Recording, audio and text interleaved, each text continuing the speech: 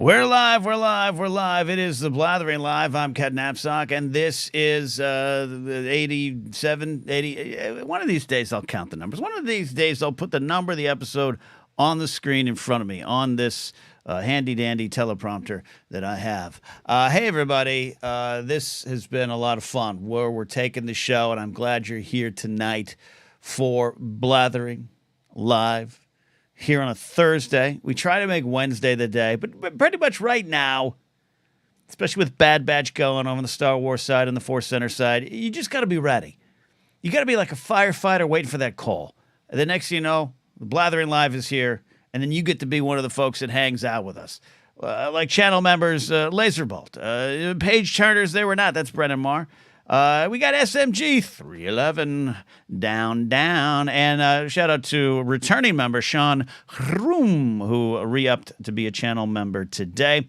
On the show tonight, we have got a main topic, as the thumbnail says, fine, tell me your UFO stories. This is a call-in show, and I'll tell you how you can call in. I'll get there. I've improved the process. I swear to God it's going to work. Thanks to everyone who dealt with me last week when I tried to figure it out live on air, because that's what I do. I don't like to plan. That's why I did improv for years. The moment you give me a script, I'm constrained. You tell me I got to hit a mark, you're bossing me around. I like floating around the stage and doing what I want to do for the benefit of everyone in the scene. But that was last week. This week, I actually tested the system out. Shout out to Johnny M. from Long Island, who earlier today helped me test out the new way I'm going to take calls. We also are going to talk about one of my friends who occasionally is in the chat. I should probably text him. I'm going to text him. He's an East Coaster, so he might be in bed. He might be getting ready for work at a late shift. I'm going to text him because I'm going to be mad at him. And I think maybe I want clarification of what happened, what I thought I heard on his show, because it's a disaster. As I said with the UFO show stories, the alien stories, Will McLean, channel member, says UFO stories. I don't have any real ones, but I can make some up for the use, of course. You know, that's pretty much what everyone else is doing. David McKay is here, checking out live. That's what I think everyone else is doing. And I don't believe in aliens. I don't. But I reserve the right to be wrong. But you got to do more than just say, repeat the same 50, 60, 70 years stories, many that have been debunked. But it doesn't mean that I think everything's answered for. And when we get to that section of the show, we'll take the call soon. I want to hear your stories. It's a judgment-free zone. I've got one. I'll share it again. I want to hear yours. And it doesn't have to be UFOs, too. Do you think you've seen Bigfoot? Let's talk about that. Let's talk about the black bear you saw. But I'm fascinated by this stuff. And I'm fascinated by the culture. I always have been, always will be. And I want to know the truth, too. I just think a lot of people insert their own versions of truth, and that becomes gospel because that's the internet age we're in now. It's just a societal situation we're in. I should pour my drink. As always, I try to limit myself to one drink. One drink, and that's going to be the drink tonight. That's a Stein if I've ever seen one. How you can call in. Joey Beans is here. Joey Beans says, what's up? You know what, Joey? I'll tell you what's up. I'm glad you're here. That's what's up. What's up, partner? I don't have any alien stories, but I swear I'm on another planet. I'll use the bathroom after my wife steps out. You know, good thing, Joey, that your wife doesn't enjoy my programming anymore. Good thing, because if she did and she was watching right now, you'd be sleeping on the couch again, because I know that's where you were sleeping last night. Dylan Barry is here, says Dragonberry. Yep, I got the Dragonberry rum. I poured that strong. For those just tuning into the show, this is like an old AM radio talk show for a modern age. It's not the catchphrase I'll probably end up using, but that's kind of the thesis statement of where we're going. Troy's here. Troy was our first ever caller. Floating like a butterfly and stinging like the week after a one-night stand. Ouch. Ouch, babe. Love that. Poured the drink. There you go. You could be watching on Twitch. You could be watching on my Facebook page, though there's been an issue with Facebook Live. StreamYard made that known to me, but it looks like it's live. I had to get it up about 2 or 3 times. Gentlemen, it happens to all of us. Don't you worry. SMG 311, which we did determine in a past episode, I do believe that is a bit of an homage to the band 311, right? Right, SMG? Or it could be SMG, your favorite Fortnite weapon. I don't know. True story, I'm in Phoenix now, but I'm a SoCal boy. Grew up there years ago, camping in the mountains above Ojai. Saw what looked like a star zipping across the sky, then zipped off, defied physics. We'll get to the, we'll get to that. But I am intrigued in that kind of stuff, because that's my story. Was something in the sky that did something abnormal and did something weird that I've heard other people describe. And I swear on my life I saw it. And that's why I was interested in UFO stuff for years, until this last year or so, when I just took a deep dive into what was going on and who's claiming these things. And I listened to a great interview the other day on Lex Friedman's channel. He's big, he's giant. I don't know of him, so he could be horrible. He could be a Rogan. He could be, I don't know. I know he's pals with Elon Musk. So don't throw any stones at me if you don't like Lex Friedman. It was a great 3-hour interview with Annie Jacobson, who's a great author, investigative reporter, and writer, and one of the best ASMR voices you'll ever hear. If you know, you know. She wrote a book on Area 51, and she was asked directly by Lex, like, you think aliens? What's good with all the stuff going on? They didn't say names. They didn't say David Grush. They didn't say Lou Elizondo, all that kind of stuff. What's going on, do you think? And she had a great answer that I won't even try to summarize here, but basically it was like, no. Disinformation is a huge problem. Both from us, CIA, the Richard Doty, Paul Bennett stuff, the Dulce base, and also, the Russians, Stalin. I'm reading, doing some research for a project on something involving rumors around the end of the Nazis and their moves to Argentina and stuff. And there's some stuff with some of the bigger names in there that I won't say for YouTube. AI will automatically just kick me out of YouTube. Stalin and Russian disinformation was huge in those stories too. Anyways, Gerry the Cannon Junkie is here. Says, I got a good UFO story, but it's a lot to type. Well, Gerry, and he says, it chased my car through the flat Arkansas farmland. Okay, Gerry, I know you're not a channel member, and I know you're not a Patreon supporter, and I know you're not in my Discord, but I got to find a way to get you the link to call in tonight. Drop what you're doing. I know you got a kid. Give him $5 and send him down to the park and ride. Tell him to have a nice night. I don't care if they're 2. Do it. And I want to take this call in a bit. Can we figure out, can I get it to Alden Diaz to get it to you? Comment down below. David if there's only way to call in. Here's how we're calling in tonight, okay? Let me take a sip. That's right. We did discuss this. SMG 311 says my birthday's March 11th, but yes. And then you did. I remember you clarified. Calling in. So last week we tried the Google Voice number, which would have worked perfectly, but I have to use StreamYard. You got Bombat at 9 your time, because you're in one of the lesser time zones. I'm in the greatest time zone of all time, the Pacific time zone. But if you've got time, yeah, okay. I'm gonna get it. Gerry, you're gonna call in here. I want to hear. We're all gonna hear. Here's how the rest of you call in. You have to be a channel member here on YouTube. If you're watching on Twitch, I do have sub chat on only. So unfortunately you got to sub, and then I will drop the link in there. But we only got one person watching on Twitch, my Twitch channel. Oh, 4. Wait, it jumped up at 4. 4. All right, I'm gonna take sub chat off. How about I'm gonna do this? I'm gonna take sub chat off. So that if you're in there, let me know, and then I'll add you later. If you listen later on the podcast, I don't apologize for this. Shake and Bake's here. Hey. So, and also if you're watching on Facebook, I got nothing for you. Here's the deal. Warren Romo's here. If you become a channel member here on YouTube, there's a post up that has a link. It's a StreamYard link. Use your desktop, preferably Google Chrome, or download the StreamYard guest app. Or if you're a Patreon supporter, there's a post that I put up about 5 minutes before the show that has the link, And it's also in the Discord in the Blathering tab. You get into my Discord by becoming a Patreon member. But if you decide to not become a Patreon member of mine anymore, don't worry. You're still in the Discord, and I haven't found a way to kick you out in my heart. All right. I'm going to send... Oh, boy, but here's the problem. Okay. All right. I'm going to do this live on air. I love doing stuff live on air. This is what we do. It's like a radio show. All right. I'm pasting. And I'm putting this to Gerry, the canon junkie, as if he knows several other Jerrys.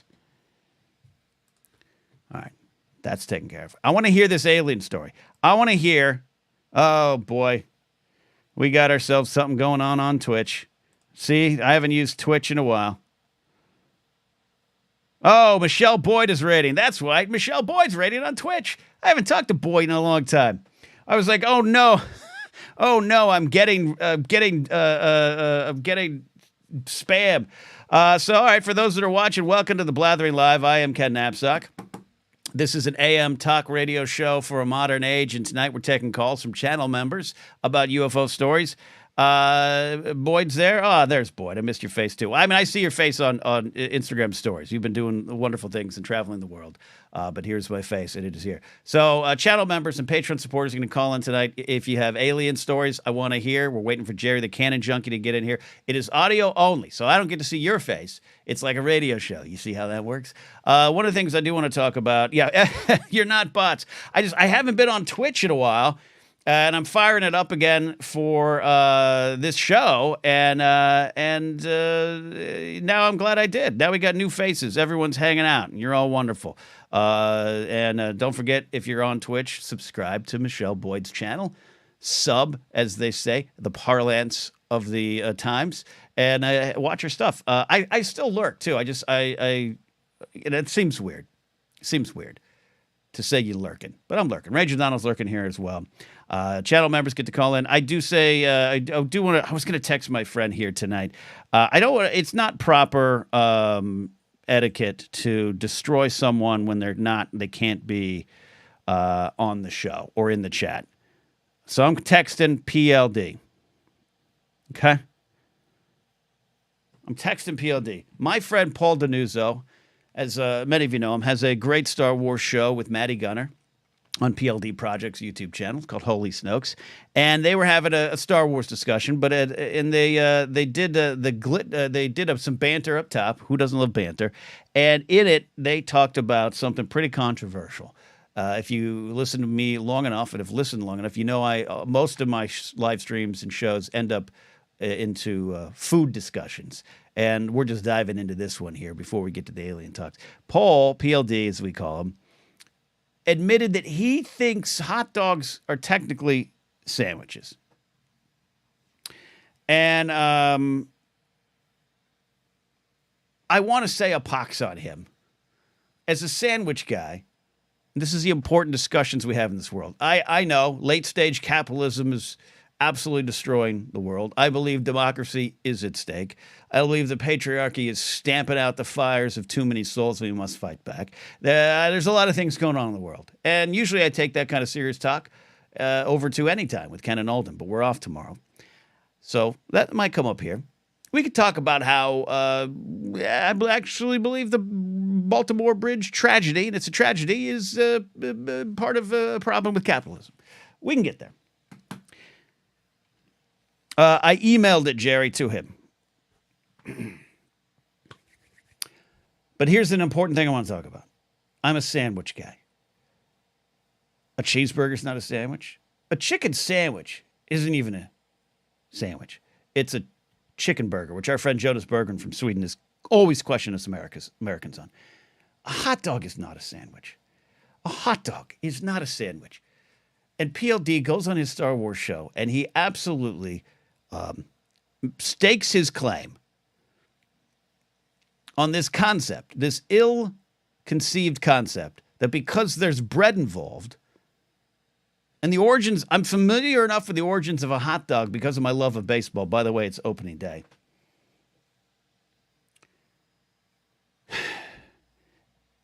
You have to be able to differentiate the two. Just because there's bread and meat involved, giggity, does not mean you can classify something as a sandwich. And he says this on air with no pushback from Matty Gunner, his co-host. Why? Because Matty Gunner's from the UK, and I don't trust anyone in the UK to properly handle a hot dog. I don't think they even know what they are. I don't know what they play at football games or what they serve at football games. I don't know what they serve at cricket games. I've been to British pubs. I didn't see hot dogs on the menu. David McKay, you're welcome to call in and defend it. This is not just a call-in show about aliens tonight. You're welcome to defend this concept of that I think UK people don't understand hot dogs. They have meat pies, also not a sandwich. I agree with that. A sandwich is a sandwich. Now, I do understand the controversy around the chicken sandwich debate.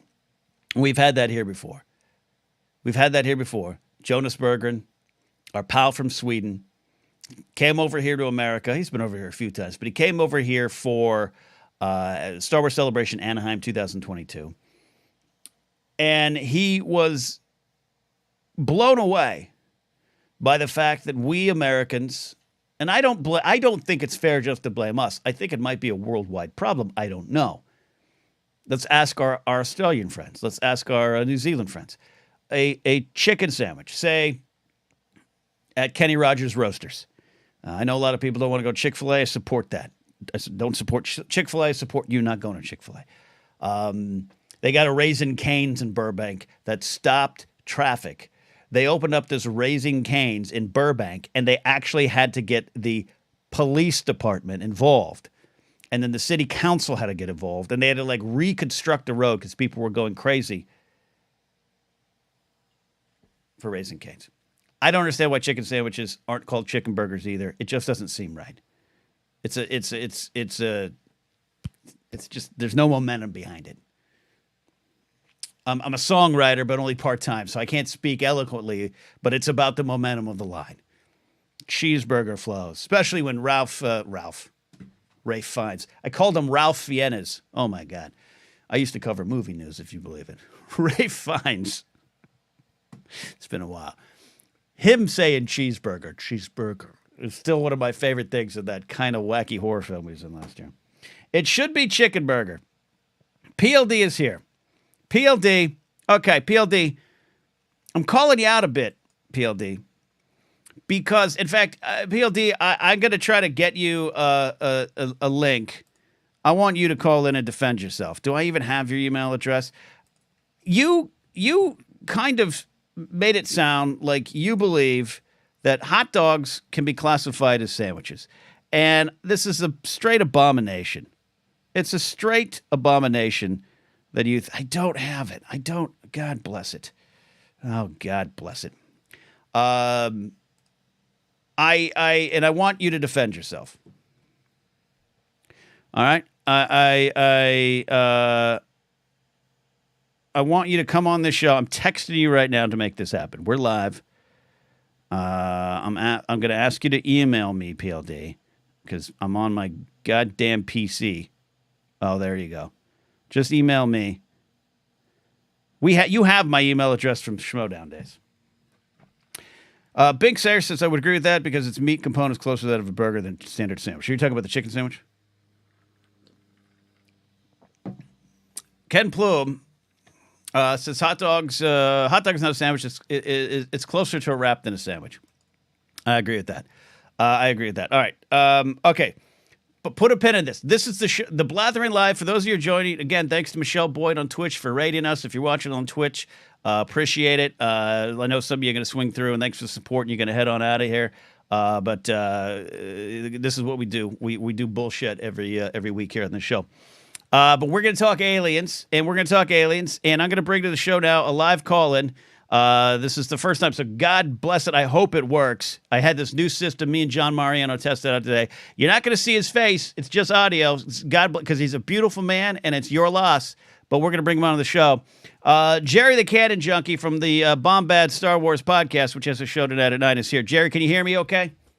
Yeah, Ken, I can hear you. Can you hear me all right? I can hear you. I just want to make sure the crowd will hear you, the live audience will hear you, because I spent an hour today, and I don't prep Gerry. I don't prep. I sounded like Kramer. I don't prep, Gerry. I don't prep. Yeah, well, I know. Listen, it's hard not to sound, unfortunately, like Kramer around me. I understand. I understand. I appreciate the appreciate the effort, though. I appreciate it seriously, especially at a comedy club. So, Blathering Live tonight. The main topic is UFO stories. And Gerry, I know that you have an interest in this stuff, and I have an interest in the culture and the people and the stories, even if I don't believe at the end of the day. So this isn't about judgment. This is about your story. What happened? Right. Well, okay. So this, and pardon me if I get a little rambly with this one.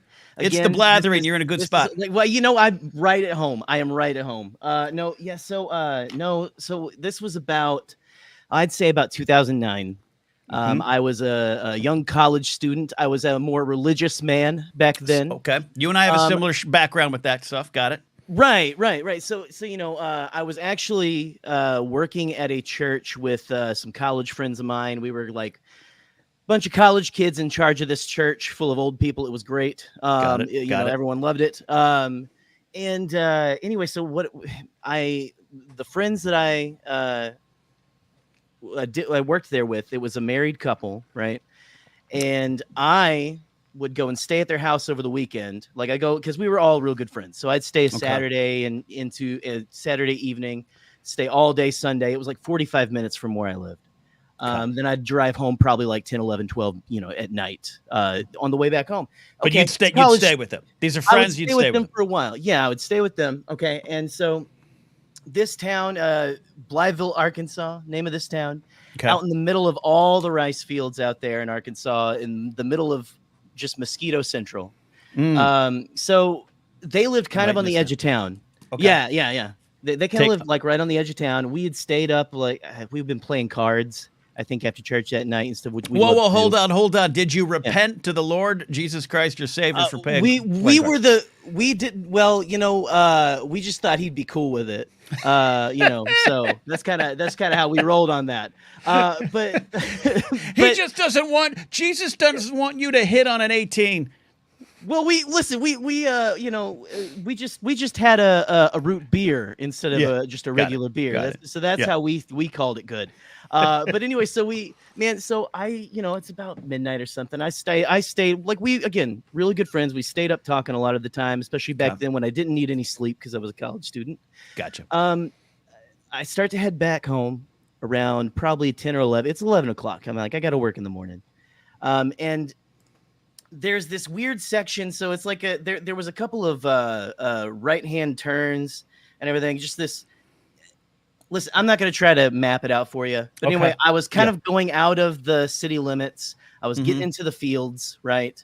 Gotcha. And as I'm driving, I kind of notice up ahead of me, I come around this curve. And what's weird is there were no trees and everything, so I didn't notice that. I don't know why I didn't notice this earlier, but I just kind of like all of a sudden noticed there's I don't know if you're familiar with the Phoenix lights, Ken. Yeah, I've heard. Okay, yeah. So the V-shaped circles in it. So and again, I didn't know that at the time. Yeah. But I'm driving along and I look and I see these lights. Okay. It looks what I think is like a plane or something. My brain is trying to, I'm trying to make sense of it. Mm-hmm. Flying at kind of an angle, I would say a couple feet above the telephone poles. Couple feet?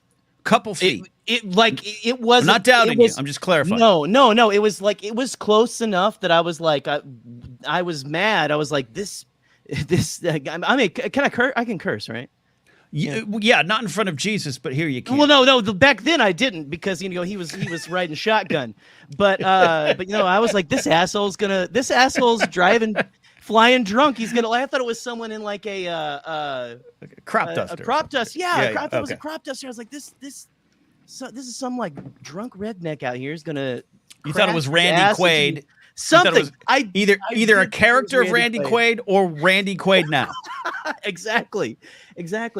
And so I get pretty close to it, and as I get like right up behind it, it veers off into the field next to me. Okay, so then I have to take a couple of right-hand turns. It was a weird kind of like road, all flat fields, right? So I turn and I notice it's kind of out doing like what I now know, again, because I was already into the paranormal, but I got more into it after this, a pendulous motion where it was kind of like going back and forth in this field, like like a leaf, you know, kind of falling off a tree. Gotcha. And is that similar to the gimbal video? I want to say so. Probably, I'd have to rewatch. I don't know if I'd have to rewatch that one. I think. Okay, but, that's fair. So so then I come around this other curve, right? And I notice now it's on this other side of the road of me, and it's sticking with me. I'm like, it's okay. So I freaked out. So I pulled in one of the little gravel roads in between a couple of the fields, and I turned around. I started heading back to town. I was going to head back to my friend's house because I was like, I had 45 minutes of darkness. I had at least 30 minutes of darkness with this thing. I'm like, I ain't playing this game. So right. Which by the way, 30 minutes of darkness is what Christian couples call their newlywed night. Yeah, no, absolutely. Yeah. You got to listen. If you turn the lights on, man, I mean, that's just like Jesus didn't ask for that. Okay, make fun. He didn't want that. No, did you ask his permission? No, you probably didn't to pay the electric bill. But no, so I start heading back into town, and I'm starting to get back into, like, I'm nervous. Okay, I would be. Right? Yeah, and and honestly, I get chills every time I tell this story too, because it's insane. So I start coming back into town, and it's there's starting to be like those orange like street lights, they have more out in the country, and so I'm seeing a few of those. There's a few sparse houses, and there's like this house with a field behind it that has like I don't know if you've seen someone plant like a row of like trees along the road and stuff like that. Okay. Sure, got it. So I'm driving past that, and I look out my driver's side window, and it is just on the other side of those trees, keeping right pace with me where I can see it. Like it was trying to make sure I could see it. And I drive all the way to my friend's house. Mm-hmm. They had this weird thing where you had to enter through the backyard and everything like that. The driveway was in the back. So I went your virginity. That's hey, well, and it was locked up tight too, so good for them. But anyway, I walked up to the door, I'm banging on it. I go in, I say, listen, y'all got to see this thing that's chasing me here. And they come out. And so my friend, it was my friends Michael and Emily. Emily was pregnant at the time with their first kid and everything. So she was getting ready. They were like, let's go out in the truck. We'll go look for it, because, grab a shotgun. Let's go. Bored Christian kids, in the middle of Arkansas. Sure. What else are you going to do? Me and my friend Michael are standing out on his back porch, and it flies over one of their neighbors' houses, and it didn't make any noise except for like a low kind of like boom boom boom boom boom kind of noise, like a weird like a helicopter, but like it should be louder because it's right next to you. Anyway, so then we kind of went out driving around looking for it, and I mean we saw something silhouetted in the city lights. We got kind of like out where I was. Retraced your steps. Like what's up? Yeah, there we go. Yeah. We got it was like a football shape, which was weird because the thing I saw was V-shaped.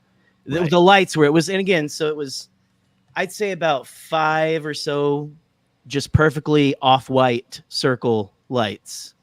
And that's all I saw. Okay. 5 in a V formation. And again, so I stayed the night. And I went home the next morning because I was terrified. I wasn't going to do that. Yeah, I was beside myself. I don't know why Jesus didn't do much more for me that night. Like you said he would. He also might have been testing a bit of doing a test run for the return, which I'm not. I ain't mocking that. I ain't here to mock Jesus. I still believe Jesus in my heart. I just don't like to base laws around his teachings. But okay, I got you. So you drove home, or you got up in the morning? Well, I mean, like, so when in the morning, when there was daylight that I could drive home, I went home. Okay, and here's the kicker: it was a big friend group, and there were 3 sisters that were a part of this friend group. One was married to my friend, and there was a couple. Okay. So I had one. It's again, this sounds very sister wives. Sure, these are all still very. I'm still friends. These are very good people still. Very good people. But anyway.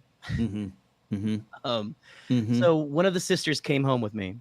No. So I'm sorry. I drove her. No, she didn't come home with me. I drove her to their house one of the weekends. My bad. I got confused there for a second.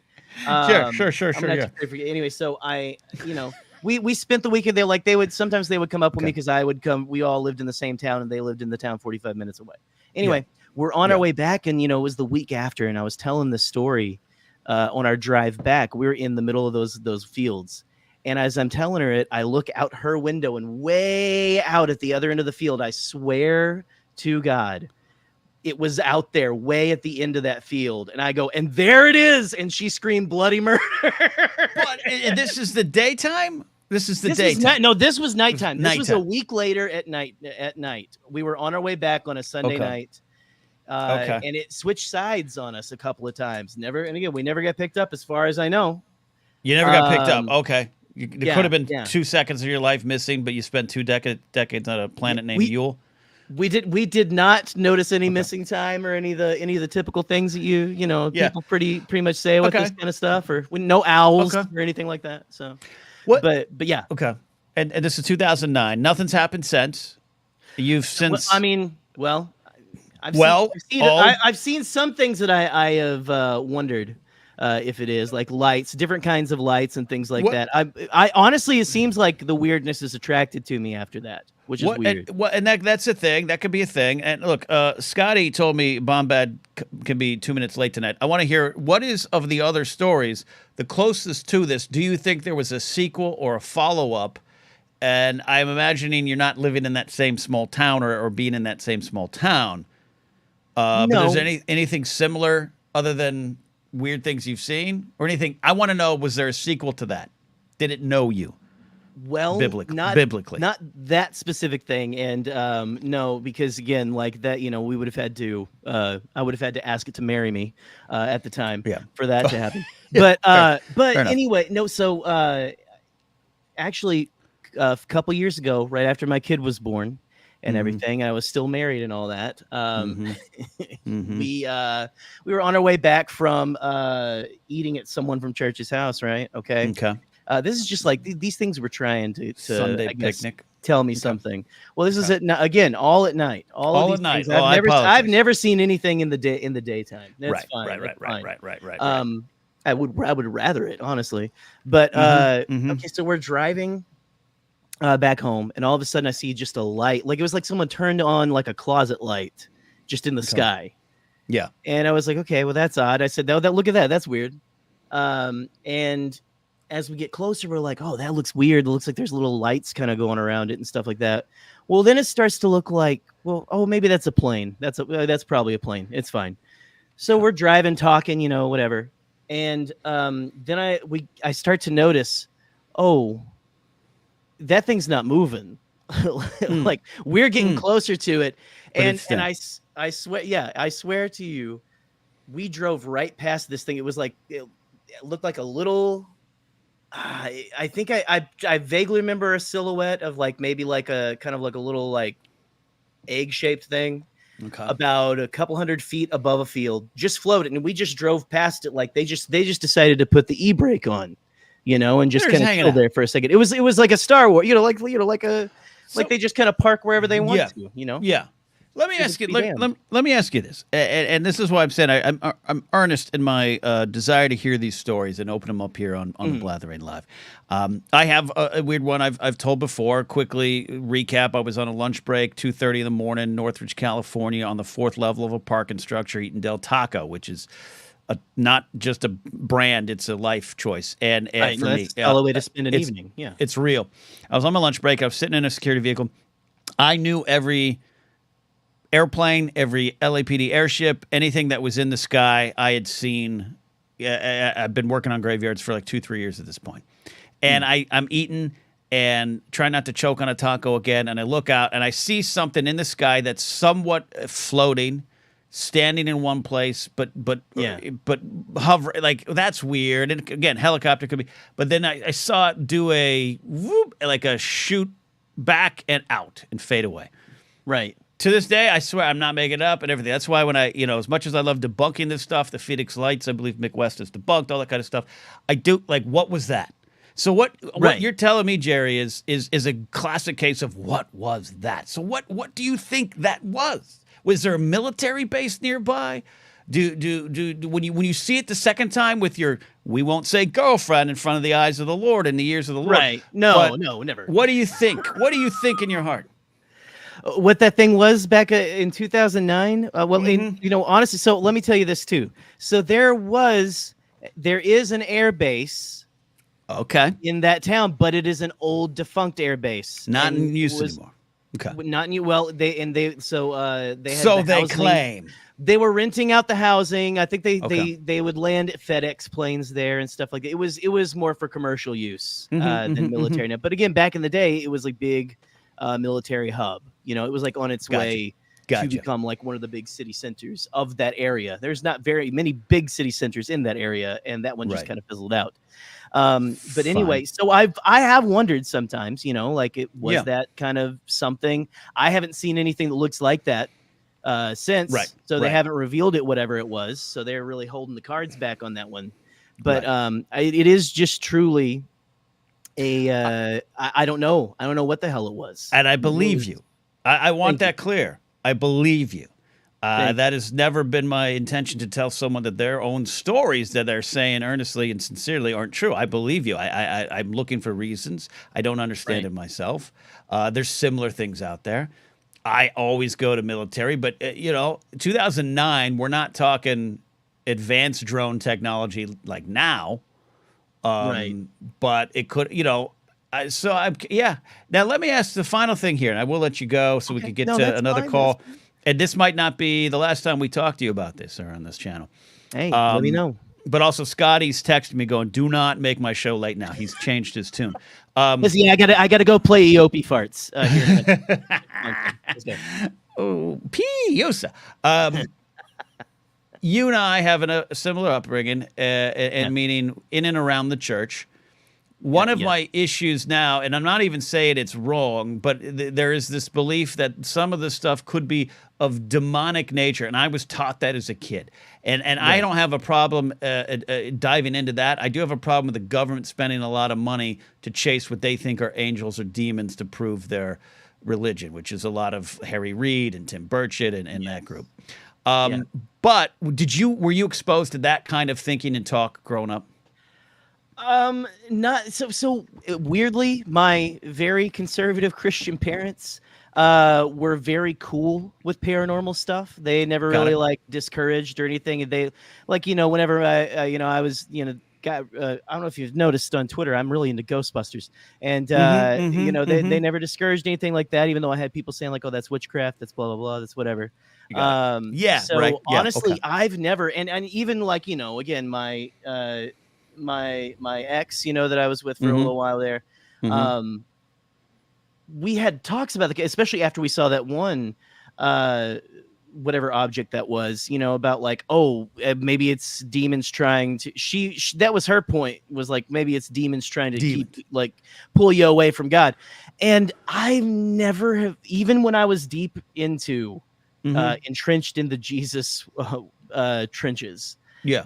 I always thought there could be room for that, like I never, I was like, I don't know, man. Like, I just don't think that's how that stuff, the angels and demons you read about in the Bible. Like, I mean, I don't think that's how they work, I don't think they're flying around like spaceships, like with their Ziggy Stardust or something. I mean, I do. We got a lot of stuff wrong. Yeah, we got a lot of stuff wrong. Yeah, I'm tickled by the idea of a Beelzebub going, "Hey, let's fuck with them." Like, I don't know the point, but I'm just wondering. I heard that growing up, and growing up, I made that make sense to me as an answer.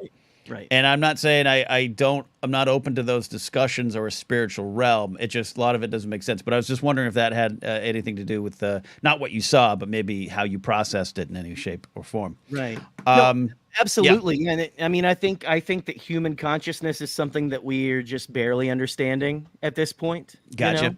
Not to get too woo-woo or anything. I don't feel like I'm too very woo-woo. I think there's a lot of good scientific stuff out there to say. But like, I just,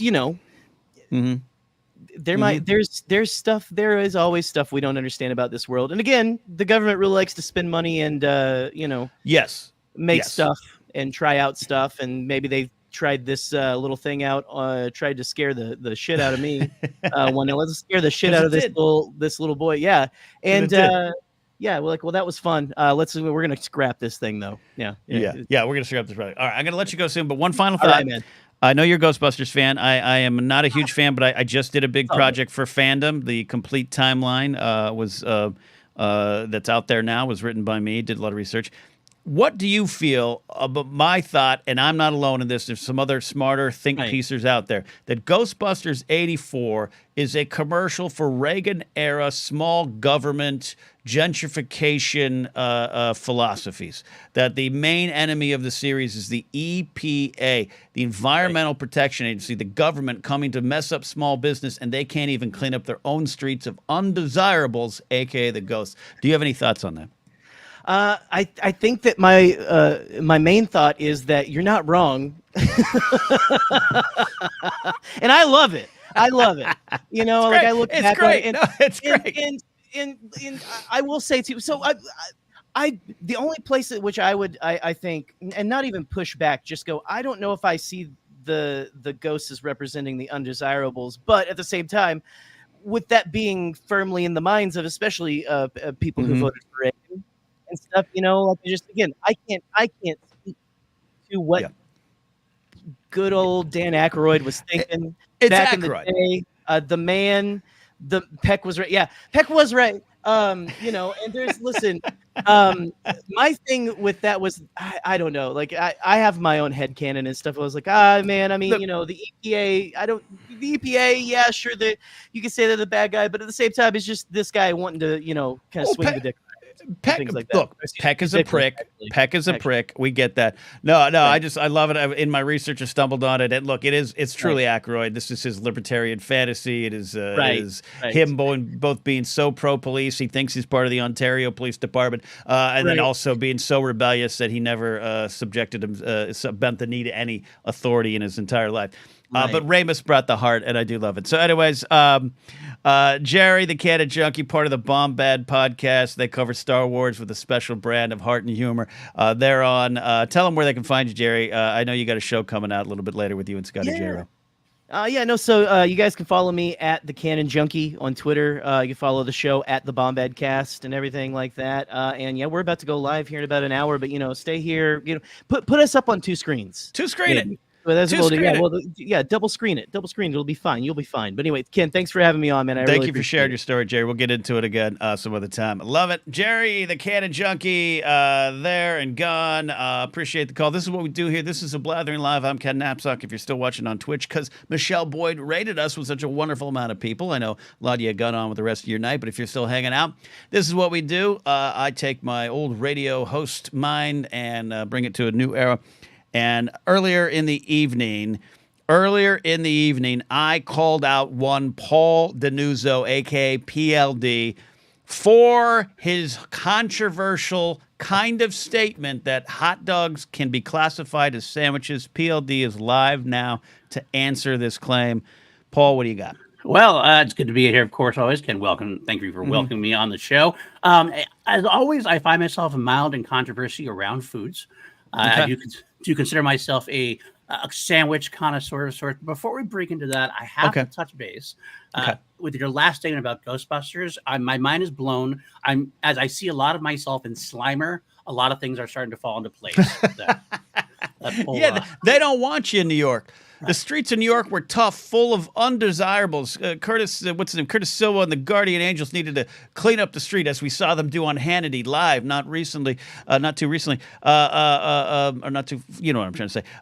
Anyways, but Paul, you're my Slimer, and I love you. And I just was watching you and Maddie, as I often do. I try to always catch your episodes and give it a like and invest in you as you invest in me. But you said this horrible thing. And you're a sandwich connoisseur. Like, look, if people saw you and me walking down the street together in New York City, they would say, bet they're going to a diner. Absolutely. The greasier, the better. Probably 3 a.m.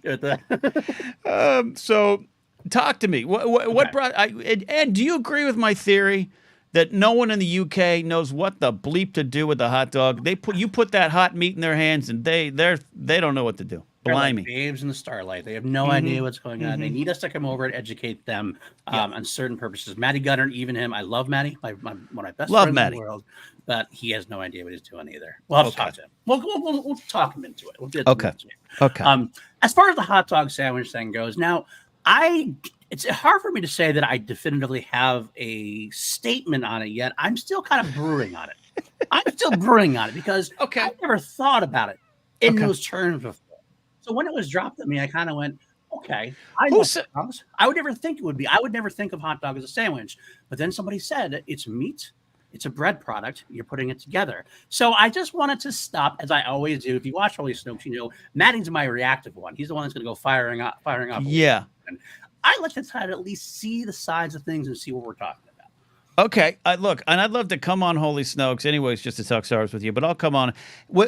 Did Maddie bring this up first or you? I couldn't remember, because I'll be honest, I was playing a very competitive Madden game when I was watching. Well, you are second to none when it comes to Madden. I watch you for my tips and trades to see your seasons with Miami.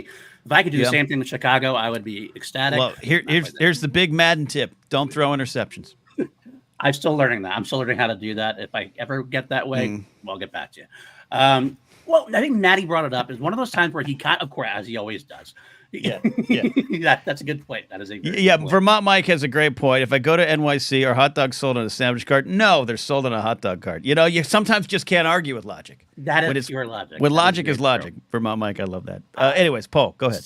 So Maddie kind of blindsided me. We're talking about, I forget exactly what we were talking about, but then all of a sudden, as Maddie does, he kind of tangents off with these great tangents. But it's kind of one of those times when, like, I got hit with a truck and I was like, I wasn't prepared for the question, wasn't prepared for the statement. So I have to really think about it. And then after that episode I actually talked to my wife. I kind of sourced out a little bit of opinions. And my wife was saying, well, it can't be a sandwich because a sandwich has open-ended on all sides. And I went, okay, that makes sense. Oh, okay. That makes sense. But I said, okay. So I was like, okay, well, that makes sense. But then I thought, what happens if your bun breaks? If your bun breaks, then the sandwich is open, then the hot dog is open on both sides. Yeah, and I'll say this. Often, I do have a problem. Many hot dog buns lose their integrity too easily. Especially if you more toppings and stuff you put in there. Sometimes the harder you push your meat into that bun, it breaks. Giggity. Splits everywhere. I hate it. It's mess everywhere, and you clean it up for hours. Oh, not worth it. But then that's why. So I had that going through my mind, and then I started perusing other sandwich materials. Some people call it cheesesteak. A cheesesteak sandwich is a cheesesteak sandwich. Right? So it's like one of those things I can't. But after a long, dedicated search on the internet, I went down on my knees, prayed to the gods of sandwiches. Show me a sign. I'm going to say that a hot dog is not a sandwich. I will be on the side of the right here. On the right side of history. Right side of history here. But I will say I do understand people questioning it. And I like the idea of questioning it because we should always be questioning the facts that we are informed in. This is a good version of Just Ask Questions. Ranger Donald, who hails from the great state of Pennsylvania, and I questioned some of their sandwiches. They put entire meals into sandwiches and try to sell it off as a cheesesteak. He asks, then what is the difference between a hot dog and a sausage sandwich? This is a fair question. And the history of the hot dog, if you watch Ken Burns' baseball doc, I believe in like the second inning, they go into the creation of the hot dog. They do. And it is similar to this. The sausages were hot, too hot to hold. Who hasn't experienced that in life? So to make it convenient, they put it into bread. If you call it a sausage sandwich, but here's the thing, and I want your opinion on this, Paul, as someone who's an expert on shitty food like I am. Yes. If you tell me, do you want a sausage, like a sausage sandwich, it paints a different picture than a hot dog to me. Correct. And I do wonder if at one time a hot dog, like in the beginning of hot dogs, beginning of that kind of thing, was it considered more of a sandwich? Has it actually gone so far in our universe? Has it stood itself out so far, like a Xerox machine? It's gone above and beyond. It's the brand of sandwich in a way, perhaps. So it's more than a sandwich now. It could never go back into that box and be a sandwich anymore. It's. I think Britney Spears said it best when she's saying a hot dog is not yet a sandwich, but not quite a wrap. That sound. Brittany is a brilliant tactician and brilliant mind. So we would do good to think by her for sure. Did you call Britney Spears a brilliant tactician?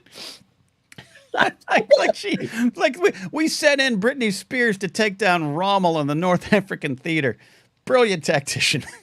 Hey, I never know what's going on in her mind, but she seems to make things work no matter what happens. She eventually comes back.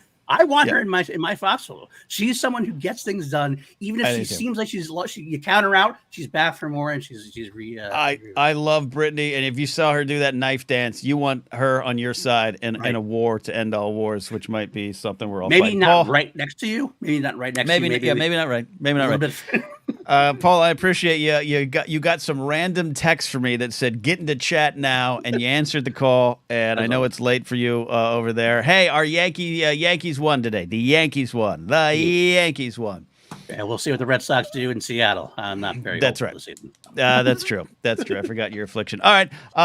Thank you, Paul. And don't forget, catch Paul and Maddie Gunner on Holy Snokes every week, breaking down Star Wars news, episodes, reviews. Just a wonderful, warm discussion over there. Thank you, Paulie. Thank you so much, my friend. Take care.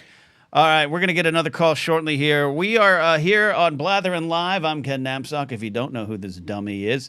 We're hanging out, having fun, and taking calls about your UFO stories. I want to hear. I might ask questions. I might poke. I might prod. But I do want to hear.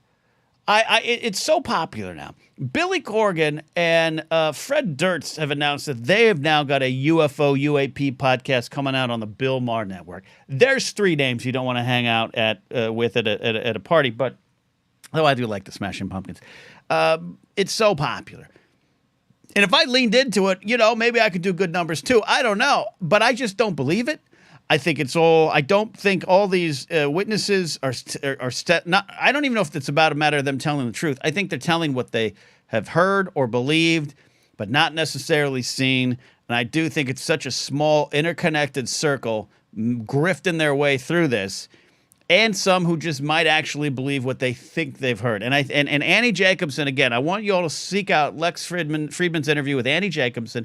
Who says in the hundreds of people she had interviewed for the Area 51 book and more, she has found not one shred of evidence or belief that there's actually aliens or alien technology or anything on Earth. Doesn't mean there's not bacteria on some planet opening up a Quiznos. That doesn't mean that we might not one day be invaded like Battle Los Angeles, which is an underrated film. But I do want to hear your stories because I like Gerry the Cannon Junkie said, I don't have an answer for everything.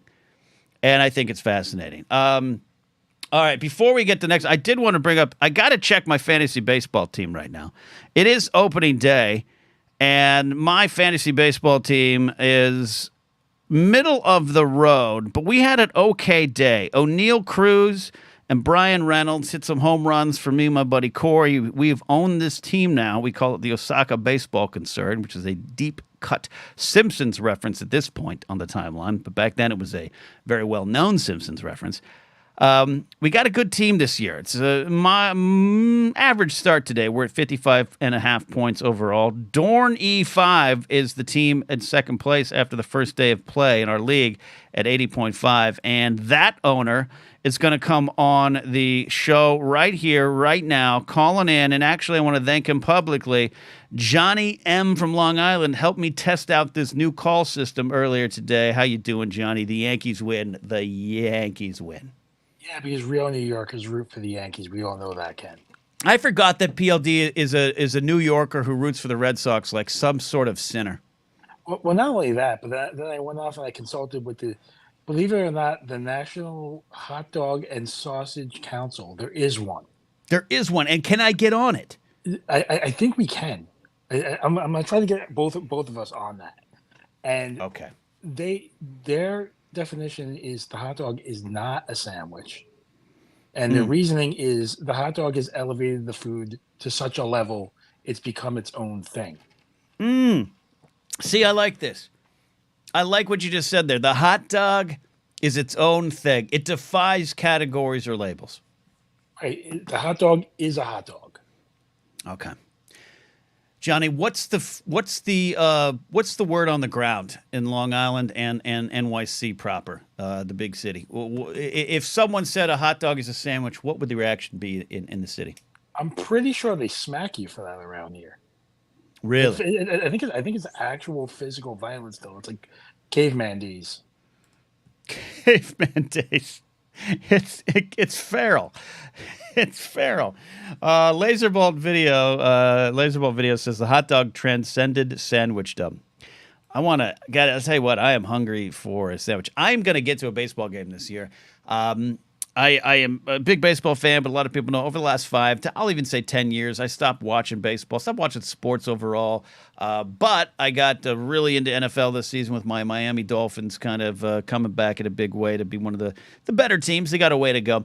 And I'm excited. I watched a couple innings of the Yankee-Astro game today. I watched when some guy I don't even know existed till the day, Osvaldo Cabrera or something, Johnny, hit a home run for us, tied the game up. He's not the Martian. It's another guy that we got on the DL called the Martian. That would have been appropriate for your show today. But I want to throw this invitation out to you, Ken. Because an invitation coming in from Johnny M. We got a lot of baseball in this area. We got the Mets, we got the Yankees, but we also have the Long Island Ducks. Oh wow! Which Class are kind A? of like, it's kind of like our version of the Durham Bulls. Okay. And taking in a game there is a real throwback to what you love about baseball. It's a lot of semi-retired players, people trying to work their way back, or people who just haven't accepted it.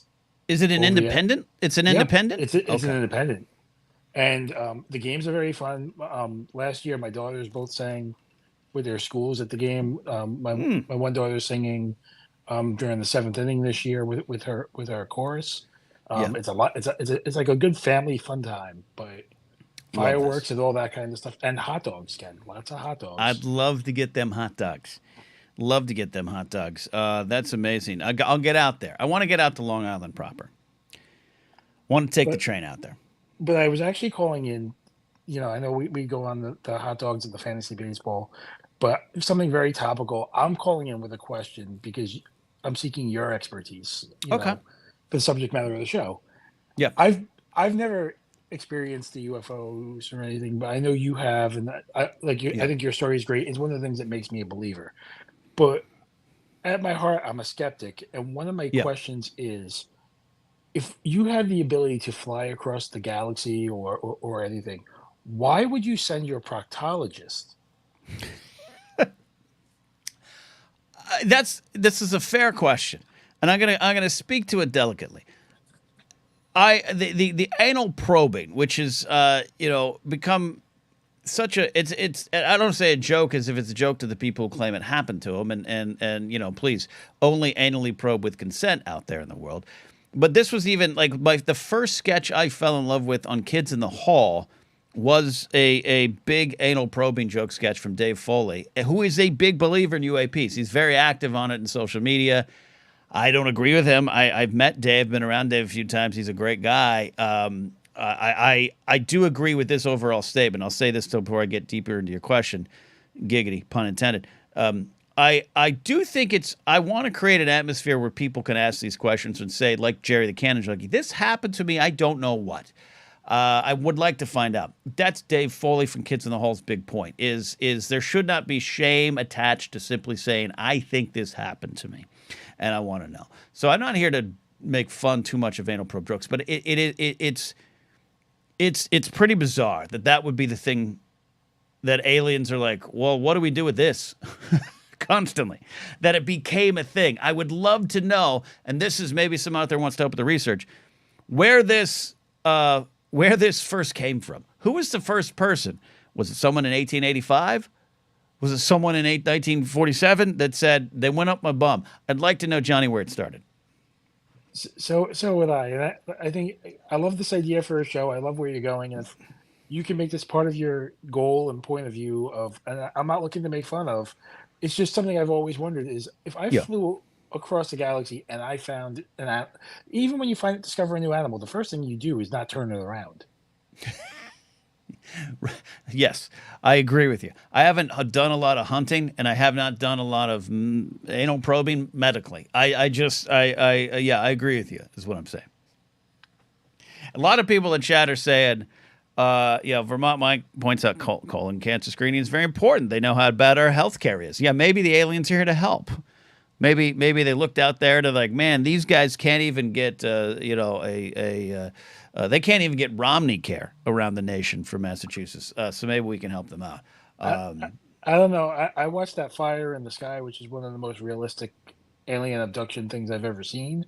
And they didn't look like they were here to help. Oh, the Fire in the Sky, the D.B. Sweeney picture. Yeah. It's frightening. It's scary. It's been years since. I saw it during college. Love that. Johnny, you live in Long Island. I don't want to say the exact spot. And we're talking about UFOs tonight, alien stories, but I also think we should open up to any kind of weirdness, paranormal, things you can't explain. Long Island, I don't know why, perhaps you can answer, has this reputation as being a hotbed of ghosts, paranormal activity, government experiences. The Montauk Project, of course, is definitely, has filters into what they do on Stranger Things, like it's inspiration for the story. A lot of things going on in Long Island. What the hell? Why? It's in the water, but I would also say people forget this was a colony, and it's one of the oldest parts of the country. True. So but you're saying the reason there's aliens and paranormal and ghost activities on Long Island is the same reason the bagels are better. It's in the water. Oh, 100%. Yeah, Okay. Have you experienced New Yorkers other than me, including me, but other than me, we're all a little bit off.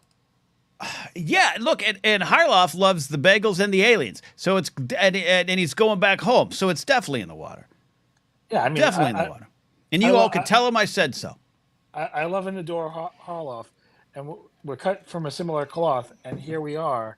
See, and here's the other side of the coin here. Long Island's very own Jennifer Miro, one of my favorite people in the world, says we have one of the highest cancer rates on Long Island. It's the water. It's correct. So what's going on? Is it 3 Mile Island coming in from Jersey? What is it? Is it the Montauk Project? I want to know what you Long Islanders are doing out there, good and bad, Johnny, with the water. Well, we're doing mostly bad. The only good thing we're doing with it is still drinking it. So what do you do out there? When your girls are like, Dad, I'm thirsty, I need some water, you go to the tap, you got one of them fancy filtration systems, you go to the store, get some Aquafina or whatever? I have a fridge. Whatever comes out of that fridge, however it works, I don't know. It's like magic. Okay. I tap the button on the fridge and water comes out. Miro says 3 Mile Island is correct. Yeah. Oh, she's 100% right. She needs to get back home once in a while and see how strange it's gotten, because I feel like it's gotten worse since she left. But in terms of the serious stuff or the alien and ghost encounters? Well, on a serious note, yes. Yes. Much worse. Okay. You mentioned Harloff's moving back, and my advice would be there's so much more of the country to visit. Rancher Donald lives really close to 3 Mile Island, so we'll concern him. That's probably why Ranger Donald loves boats on Fortnite so much and snacky cakes. All right, John, switching the subject a bit, but keeping in Long Island to my original point. This is a show. By the way, I want to reset right here, right now with Johnny M. from Long Island on. You're watching The Blathering Live with me, Ken Napsok. This is a live radio call-in show, and you can call in by becoming a channel member here on the YouTube channel. Or you can become a Patreon supporter at patreon.com/CadNapsuck. That gets you into my Discord. All three of those locations. A channel member post put up today, a Patreon post put up today, and in my Discord, you'll get a link to this here show. You get the link, you call in, I want to hear your stories. I want to hear your stories about UFOs, UAPs, aliens, ghosts, Bigfoot. Do you think you've seen something? I do want to know. That's the big topic tonight, but also I'll take questions and super chats on anything out there. Don't forget, if you want to ask me a question and I don't want to answer it, I won't. But if you super chat it, I will at least acknowledge the question. Johnny, you have not experienced anything out there in Long Island. I've come close. I've taken some. What does that mean?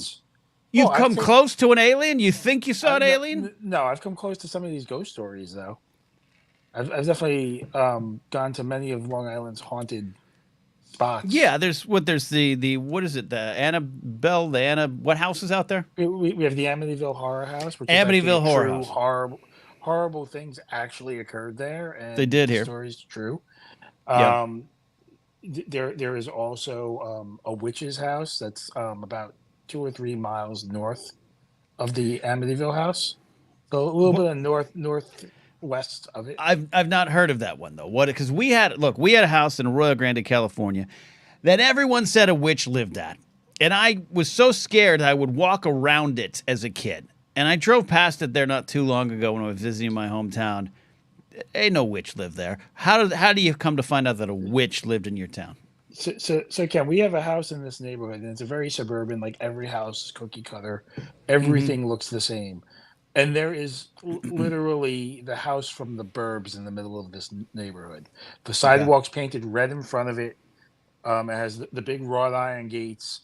The house is built of a completely different construction.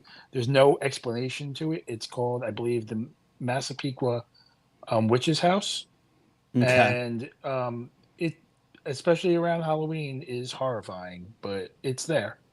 Okay. So you've come close, meaning you haven't experienced it. Do you have anyone in your friend group, anyone in your Long Island family that claims, oh no, there's absolutely ghosts here and I have experienced something directly? 100%. I have a buddy of mine who is a big fan of a channel you've been working with. And he is a avid Bigfoot believer, he's all over this UAP. Like, I'm getting texts 3 or 4 times a day from him, and absolutely 3 or 4 times a day about aliens and Bigfoot? About aliens or Bigfoot, yeah. Some people think it's the same. Some people think Bigfoot is a pan-dimensional character that travels through dimensions, and we just catch glimpses of him. Do you think that's true, Johnny? No, but I do think that octopi may have come from another planet. That I can accept. If you've seen an octopus squeeze through a hole the size of a toothpaste hole opening, I'm saying hole a lot, which is starting to turn me on. But yeah, I agree with you on that. Massapequa coming under attack in chat here tonight. So I'm not here to mock your friend either. We know black bears can stand on 2 feet and walk. I'm not acting like I'm an uppity white colonizer, but a lot of the stories passed down through history, I'm looking at them like it's a black bear walking. It's not Bigfoot. It's a black bear walking. So how does your friend move past stuff like that? How does he believe? What makes him believe? I'm curious about that. I love this. By the way, Johnny, if I don't believe in Bigfoot, but if someone said, we're going up to Seattle or the Pacific Northwest this weekend to search for Bigfoot, want to come, I'm there because I want to find out. But his retort would be, but Bigfoot's or a black bear's arms don't swing when it walks. You don't know what a black bear wants to do. Have you spoken to a black bear? I've been around enough black bears in my life that I can tell you, and I'm not a hunter, but I've been to Pennsylvania enough to see black bears, and I can tell you they don't swing their arms when they walk. Okay. I'll take that as a note. And when I consider black bears as the answer, I will look to see if the arms are swinging on Bigfoot. Alan Smithies here says he's going to be in a Bigfoot doc. It's really about a lost Bigfoot movie. I'm fascinated by that. Troy says, last time I saw Bigfoot, I was putting on my shoes this morning. All right, Johnny. Do you have one piece of evidence he has to make me even consider the Bigfoot's real, other than black bears don't swing their arms? It might not be evidence he has, but I would question you, Ken. I'm going to challenge you here. Challenge me. Because I came here with expertise from the National Hot Dog and Sausage Council, and you're questioning whether or not I do my research before I bring you truths. So you've been on the Bigfoot Council webpage today? No, but I know enough to know whether or not a Bigfoot swings its arms, and I'm telling you factually that black bears do not. Black bears don't swing their arms, but Bigfoot does. The famous footage that has been called fake, but also that was rescinded. I don't believe it, but the Bigfoot swung their arms. I'll tell you the Bigfoot footage that I believe the most, and I'm going to put quotation marks around believe. You can look it up. It's like a church group, and that has nothing to do with the story, other than they were a church group out in the wilderness. I don't even remember the location. Colorado, Pacific Northwest, doesn't matter. And they saw something on a hill, and they have it on camera. And it's old enough to where it's not AI, it's not Photoshopped, it's not Final Cut Pro 10, it's not any animation. It looks real enough, and it freaks them out, and it's on a hill. That's one of the only pieces of footage I've seen that makes me think, I don't know what that is. Everything else, the footage from the Colorado train, it's a group that does this, and everything, blah, blah, blah, blah. Otherwise, it's not clear. Otherwise, it's black bears that apparently aren't swinging their arms. So I want you to, Johnny, I want to go hunting Bigfoot with you. But I want to hunt it with a camera, Ken. Mm-hmm. I want to make it very clear to everybody. That's how we hunt around here. Troy says this. Fun fact, in Washington State, it's illegal to hunt Bigfoot or Bigfoots. Big feet. Bigfoot eye. That's fascinating to me. Troy, I almost want to get you on the show. I want to dig more into that. Can you just tell them you're looking for your car keys and you think you lost them on a camping trip and you're out there with some friends and some gear to find it? That's what I would love to know. Ken, do you think that if we said we were hunting the chupacabra in Washington State, that'd be fair game? Would it be fair game out there? Wouldn't be the right spot, right? Well, yeah, but if we were actually looking for Bigfoot and we wanted to tell them we were looking for something else, we could just say the chupacabra or something. Oh, okay. Yeah, no, I'd lie. Yeah, look, I'd lie 100%. Despite the fact that I've been in an authority position many years of my life, I don't love authority. So I would absolutely circumnavigate the authority if I'm hunting for Bigfoot. Oh, Alan Smithy points it out. That's called the Harry and the Henderson law, right? John Lithgow got away with hunting Bigfoot. Actually, he didn't. He hit them accidentally. He hit Harry accidentally. If you can't buy a license, you can't hunt it, says Laserbolt. That's a good point. I love that there. Troy has an answer for us. Oh, there's Smithy. Eddie Haskell's here. Hey, Eddie, how you doing? Troy says, it's so no one shoots a human and tries to go, I thought he was a Bigfoot, because that would also be illegal. All right. That's interesting to me. That's interesting to me. Johnny, thanks for your call. Thanks for helping me earlier today to make sure that this system works, because it's working like gangbusters. And now we got ourselves a talk show. So I appreciate it. Any final words? What do you want to say to me about hot dogs, Bigfoot, or aliens? Oh, I have nothing left for you, Ken. I just wish you all the luck in the world with the show. You got nothing left for me. I got nothing. I come here with nothing to promote. I have nothing other than love for you. And I think thank you. Thank you. You're doing the Lord's work right now. Thank you. Having a lot of fun hanging out in the studio doing Blathering Live. Thanks for those who have hung out. We'll go here for about another 20 minutes. Johnny, I'm going to let you go. This has been fun here tonight. We got a super chat I want to get to. Yes, you can super chat the show, and that would definitely help my operations. I appreciate the support from our buddy Ken Plume, who asks a very serious question. How many hot dogs have you eaten in one sitting? Thinking. I don't want to be hyperbolic. I don't. Yeah, I've eaten a lot of soft tacos in one sitting. I've eaten an entire large pizza in one sitting. Who hasn't? I am realistically saying, conservatively, that 5 hot dogs. Now, we're not talking like a hot dog eating... not a hot dog eating contest. I don't think I would do well in a hot dog eating contest. I do think I would do well in like a man versus food show, like Adam Richman show. I eat a lot of food fast to my detriment, and I have to slow down. But I realistically think 5 full-on, dressed-up hot dogs, bun and all. I think about 5 in one sitting at a barbecue. That's about as most as I could do.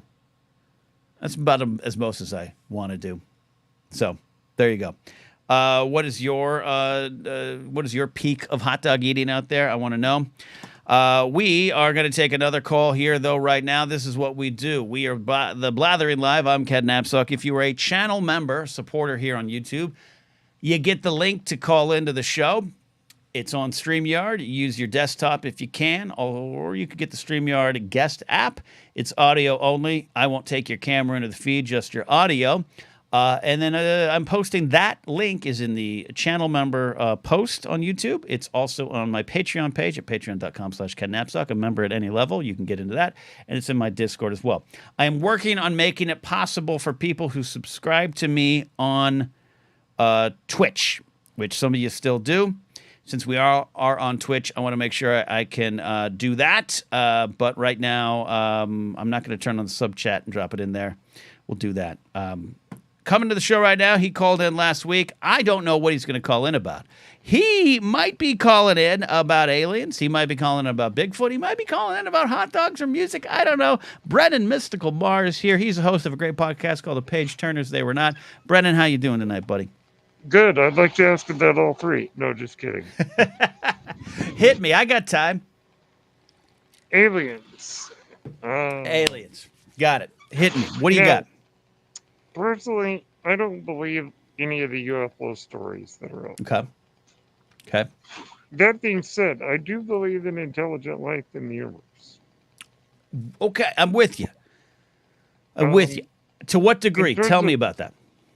I think that there are beings in existence that are intelligent, sentient. Mm-hmm. In terms of have they ever visited us, I don't think so. Right. But I do believe that it's out there. Yeah. I think a lot of the phenomena around UFOs reminds me of a quote from Hamlet. What's there that? are more things in heaven and earth ratio than are dreamt of in your philosophy. I like that. So the idea there are natural phenomena that we just don't understand yet. Brennan, if I may, I really like what you're saying. I am a dumb human, so I don't fully understand it. But I was watching that interview with Annie Jacobson again on Lex Fridman. Just watching this week. It's a 3-hour plus interview. And she is open, sure, to any kind of facts of alien life. She says in her investigative reporter career, she has and written a book about Area 51, does not believe that there's any proof that she has discovered yet of aliens here. But Lex Fridman believes, and he believes in other civilizations and everything. I don't know if I necessarily believe that, but he kind of talked about what you talked about, Brennan, which is, and his not his words, mine, but we use 10% of our brain power, or whatever that meme that's passed around through time. Turns out that's not true. But is it not true? See, what do we use? We use 5% or 15%? Well, some people I think use less than others. This is true, Brennan. But to your point, I can get behind this idea that there's things afoot that we just actually literally can't comprehend currently. It's possible. That works for me. Yeah. I'm a religious person, as you know. Mm-hmm. I go to church every week, read the Bible all the time, God bless you. Just do me a favor, Brennan. Brennan, do me a favor. Do not get the Lee Greenwood God Bless the USA Bible, okay? Please don't get that Bible. Why would I even consider such a thing? That's why I love you, Brennan. I'm a religious guy, but I'm not one of those religious guys. It's why I love you, Brennan. You are pure of heart and pure intention. So one of the things about it is some people say that proof of alien life would destroy all religion. I don't believe that. I don't believe that. I think that if God wanted to create other life, then he could. Right. And there's nothing that's going to say, oh, your faith is going to be destroyed. Right. By learning about other beings. But see, I don't want to spin this into too deep of a political discussion, but I agree with you full-heartedly, Brennan, because my thought, even with some political issues or social issues, nothing can shake or should be able to shake your faith in your God, right? Like nothing, no, meaning like a different way of life, or someone wants to do something. This is why I don't believe laws should be made out of religious beliefs. Yeah, I agree. Nothing. Yeah, right. Nothing should shake it. It doesn't mean that faith is easy. Doesn't mean that it's all easily understood. But I even think that ties in loosely to what you're saying about an alien shows up. God doesn't suddenly go poof if there's a God. You know what I mean? Yeah, exactly. And that's what I think. And I think that that for me, I'm open to it. I think it's exciting. Yeah. That's yeah. I'm excited. I'd be if an alien lands and it's like Mars Attacks. I don't want that to happen. But if an alien lands, let's do it. Let's do it. Let's dance. Let's figure it out. But let's stop dancing around the issue like these so-called whistleblowers and all these folks. Show your cards. If you got them, let's play them. Yeah, I agree, and I look forward to. I mean, the things that we can discover with science. I mean, it's amazing. I'm with you. I'm with you, Brennan. I'm not one of those people who says, "Oh, you're either science or you're religion." It's like, no, that's silly. Yeah, I agree with that. You can be both. God wants us to use our brains. Yeah. And get out there and learn about the universe. I look. I'm no expert in this arena. I dropped out of college to go start a radio career like an idiot. But I do believe that why can't science be the study of God? I'm not even getting into creation versus. I don't care about that. But why can't science be that? Why can't it? Why are we parting it out here? It was one of the things I've always thought. Yeah, and how it all fits together. Mm-hmm. I have no idea, but I'm sure the answers will be revealed someday. I agree with you, Brennan. You're one of my favorites for a reason. We do have a question for you, Brennan. Oh. In the chat. Wow. Laserbolt video is here. It says, question for Brennan. Are there aliens of any kind in Dune? Seems to be a debate about the worms. I haven't seen Dune, the David Lynch version or not. But you love Dune. There are no intelligent aliens. I think the worms might be the only alien creatures that we get in the whole series, I think. Gotcha. But there aren't any intelligent alien species in Dune. In Dune. Okay. Yeah. I love Dune, obviously. I mean, obviously, you do. I love it. And you love Star Wars. Brennan, thank you for the call. Thank you for sharing your story and sharing your stories, sharing your faith. Page Turners, There Were Not. Where can they find it weekly or wherever you post it? Do you post weekly, right? Yeah, well, I'm on almost daily, actually. You can find it on what used to be Anchor. Right. I'm not sure what they're calling it now, and it's on Spotify, Apple and Google Podcasts, and YouTube. I have a YouTube channel, Page Turners, They Were Not. So. Love it. Love it. That's Brennan Marr, everybody. Brennan, thank you for calling in as always. Thank you, Ken. All right. Brennan is on and out of here. Follow him at the Page Turners, They Were Not. We've got a few more minutes left in the show.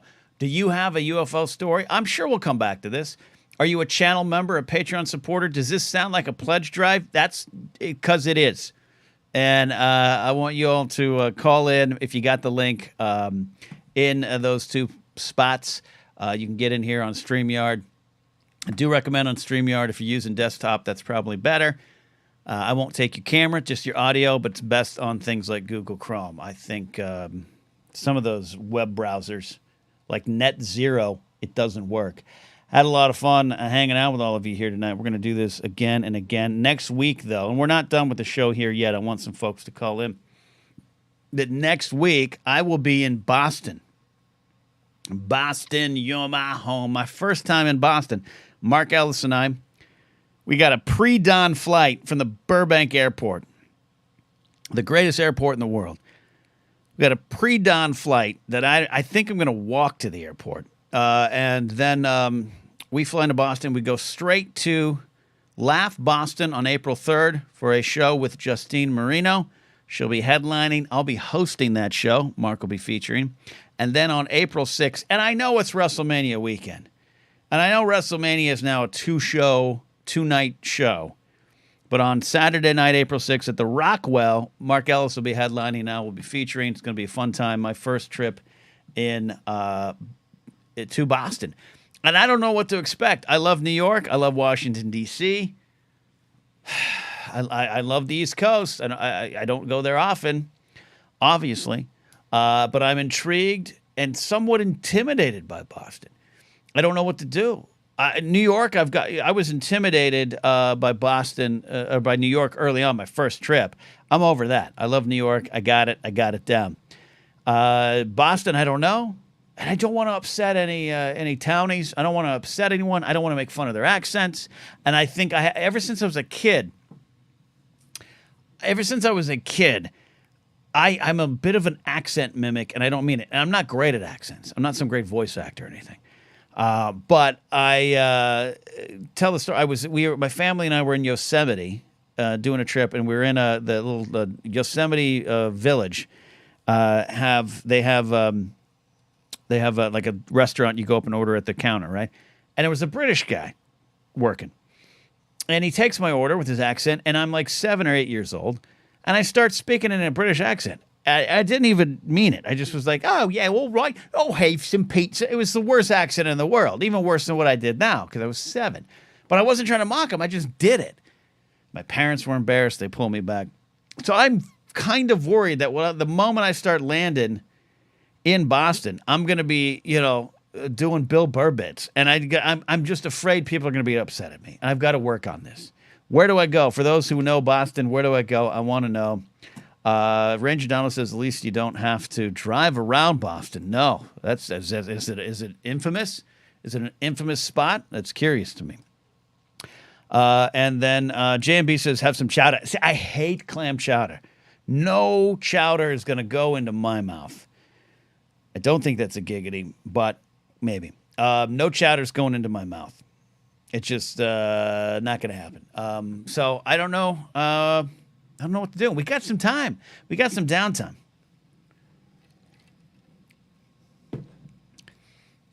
Troy says, unless you talk to a cop, a construction worker, or a wino, or Ben Affleck, you probably won't hear much of an accent. Okay. Mayor Quimby wants you to have chowder. Is Mayor Quimby still that's a recent reference for me. Yeah, so downtown, the roads and layout was made for a horse and buggies, not giant cars and trucks. That I believe. That makes a lot of sense.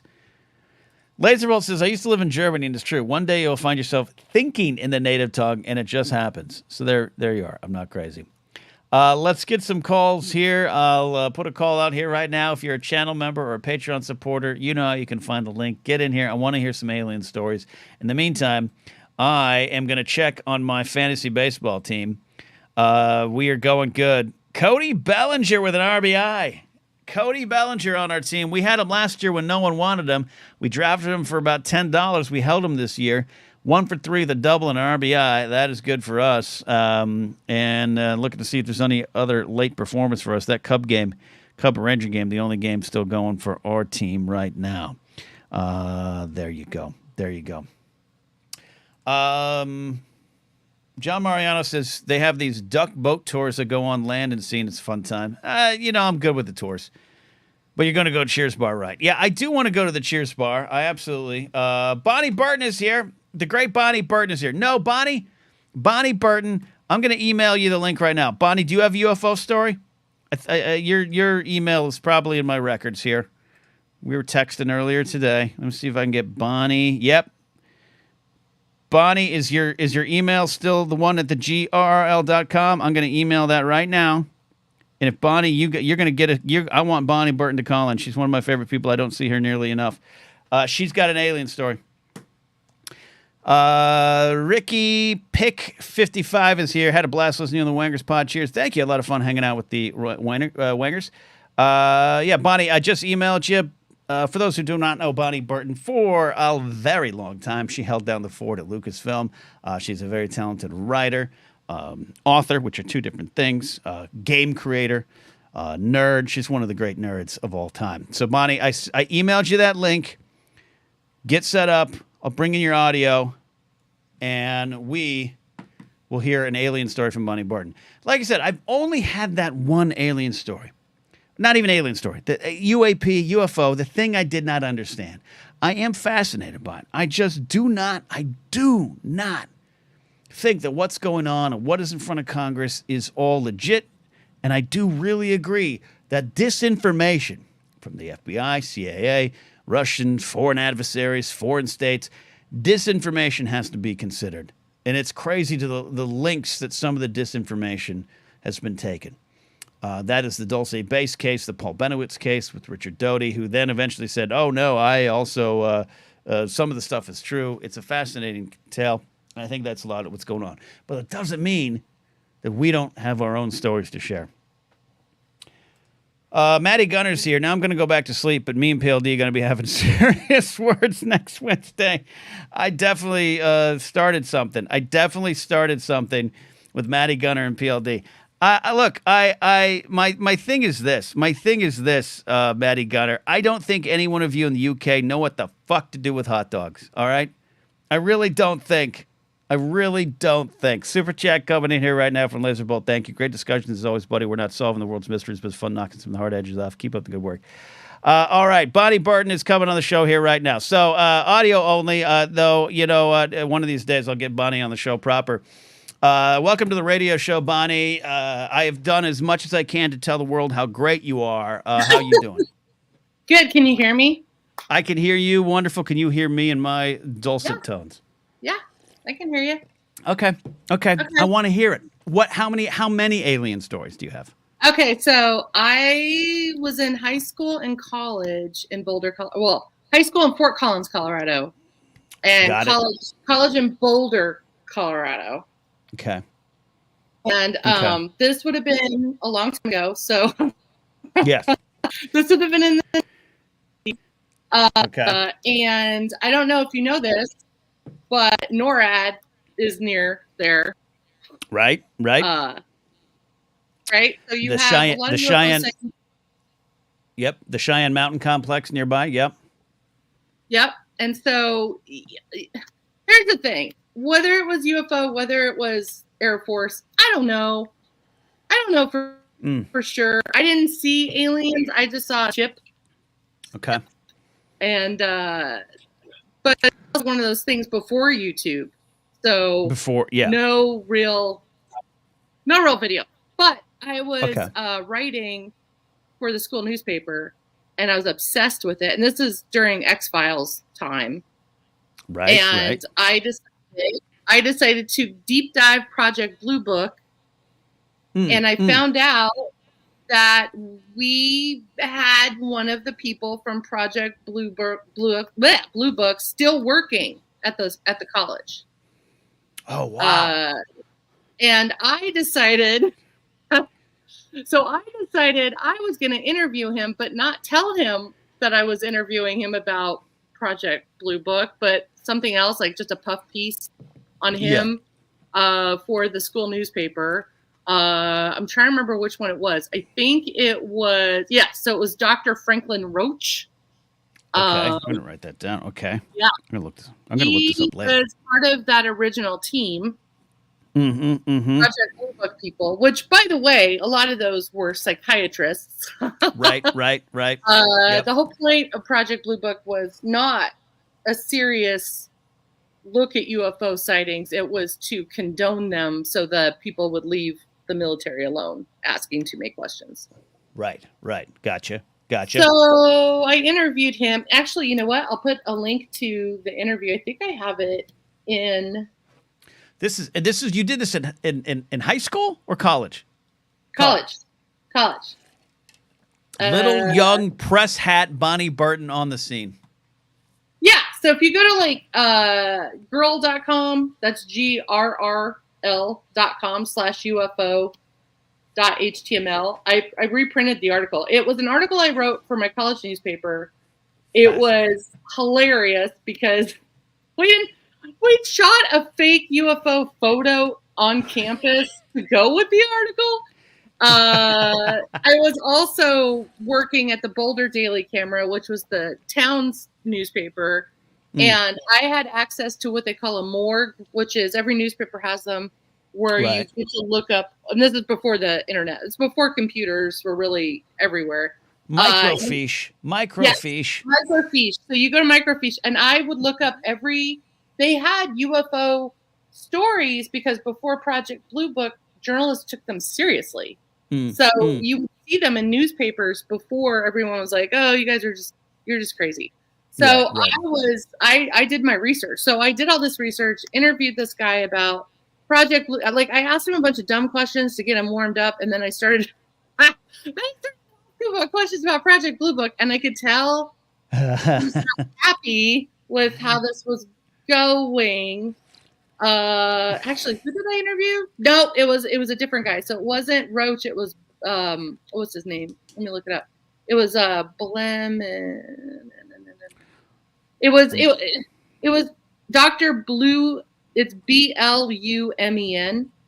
He was the only member of the study still alive. Okay. So he was part of the Condon study. So as you know, the Project Blue Book was created by Condon. So so anyway, I'm just interviewing him, just asking him. I think what I did is I did an actual interview, and at the end I'm like, "Hey, I have some fun questions for you," and that was UFO questions. So I was like, "Hey, I have some weird questions. X-Files are really huge. I bet you get these questions all the time." And when I started talking to him about Project Blue Book, I could just tell he was shutting down. And then, so it was on tape, cassette tape, because that's how I recorded it. So I had proof that I didn't just, harass him. Right. And then did the article. It got published. I probably should have told him that the article was going to be more about the Project Blue Book and less about, his career as a professor at CU Boulder. Sure. And it got published. It's a newspaper that was free for all. It was before the internet. So it was like, a newspaper you'd pick up at the cafeteria or your door. Right. The coffee shop. And CU Boulder is a pretty huge college in Boulder. And it's got a lot of students that were reading, the student rag, because we talked about everything. Yep. And I almost got kicked out of school for it. But by the officials or the government? Did the FBI swing in and say you're too close? So the professor reported me to the president of the school, I guess, or something, saying, "Hey, this was, she tricked me, and this is not supposed to be about this. It's supposed to be about something else." And when they called my editor, we had to sit down with the guy and the editor and like editor in chief, and then me, and then I don't know, whoever is supposed to be in charge of those things when it's university business. And I brought the tape, and I said, "Nope, he said all these things. Everything I wrote in the paper are exact quotes." And I said, we were originally going to do a big thing about him, but we were short on space. Not a lie. And my editor was like, "Hey, this other stuff's more interesting." Not a lie. Love it. And, as journalists, we're student journalists, but even as journalists, when you interview someone, they know it's on record. There's nothing that in that interview I said off record. It was all on record. He didn't say at the end of the interview, "Don't use that other stuff." Like, he didn't do any of that. And also, free speech is still a thing. Also, I did not put him in a bad light whatsoever. So it wasn't a takedown piece. It wasn't any of that. A hit piece. Okay. No, it was just stuff he didn't realize I was going to ask, because I don't think anyone's asked him about Project Blue Book. And the whole time he was there in the last 30 years. So I was like, yeah, I'm going to ask. And so it did. I won awards for it. It did really well. It made my editor. And also I ended up writing. I was a stringer reporter for, I don't know if it was Weekly World News or The Sun. I became the UFO expert. I didn't even know this about you. Yeah, I don't talk about that much because they're not reputable publications. Yeah, sure. Yeah. And absolutely. Also, I don't even know if those articles are still around. But it was at the height. You have to remember, it was the height of the X-Files. So everyone loved that TV show. Everyone wanted to believe. Yeah, there were no paranormal ghost hunting shows or wacky shows or cryptid shows. Like, now we're spoiled.